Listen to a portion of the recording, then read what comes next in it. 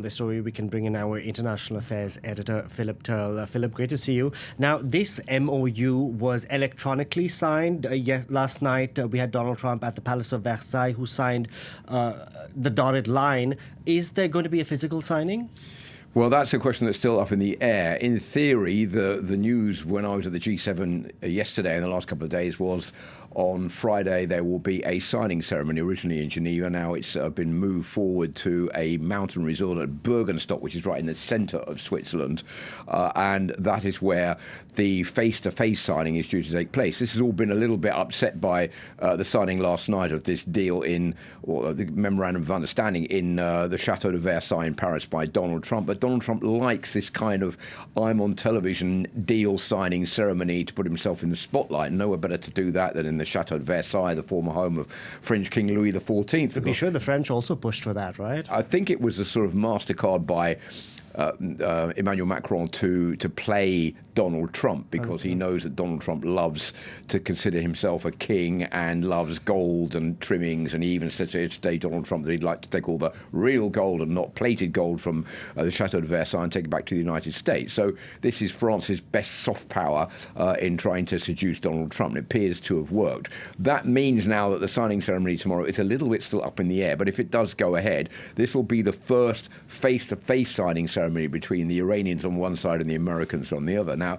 up until last night, it was originally believed that J.D. Vance, the U.S. vice president, was going to fly to Switzerland and go to the Bergenstock mountain resort where he would meet the Iranian chief negotiator, Mohammed Bagher Ghalibaf, and there would also be representatives from Qatar and also from Pakistan. That, according to the Swiss authorities, appears to still be what is on the cards, but they say for the moment they can't give any further details. So there is still an element of mystery about that. Philip, with every deal, with every agreement, at the end of every war, there are winners and there are losers. Talk us through this agreement and who is really coming out on top here. Well, a lot of people have said that they welcome this agreement. One of the deals that was more or less worked out in the G7 summit was, well, the Gulf states, and notably Qatar, the United Arab Emirates, and also Egypt, which of course isn't a Gulf state, but has been playing an integral part in all of this, were welcoming the accord. In exchange for this, the United States was going to come on board to back Ukraine. So if that is the way things are turning out right now, then Donald Trump is on a winning streak. But when push comes to shove and you look at the agreement itself, the United States doesn't come out of this very well. There are lots of unanswered elements in this deal, which many people are sort of saying, well, we need to know more about this. First of all, the 60-day negotiating period over the memorandum of understanding before a complete deal is signed. That obviously is not going to be long enough when it comes to talking about Iran's nuclear capacity. Where will that lead the nuclear capacity? Will we be any better off than the 15 years that was agreed in the JCPOA signed by Barack Obama back in 2015 under this new memorandum of understanding that Donald Trump wants to talk about? Well, we don't know about that. And there are all many other unanswered questions. The ballistic missile question, that was one of the points the US wanted to see Iran's ballistic missile capacity destroyed. And now Donald Trump is saying, well, we could actually leave that ballistic missile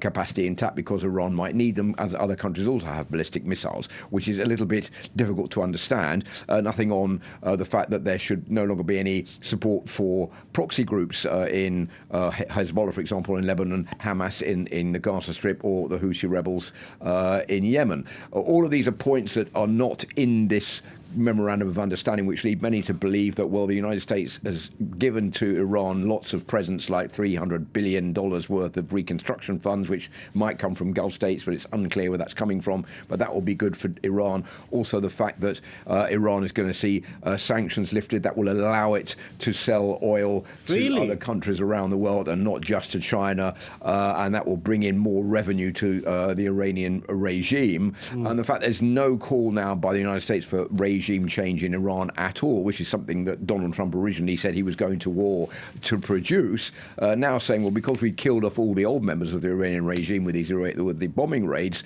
well, we're getting on better with the new members, and we can make a deal with them.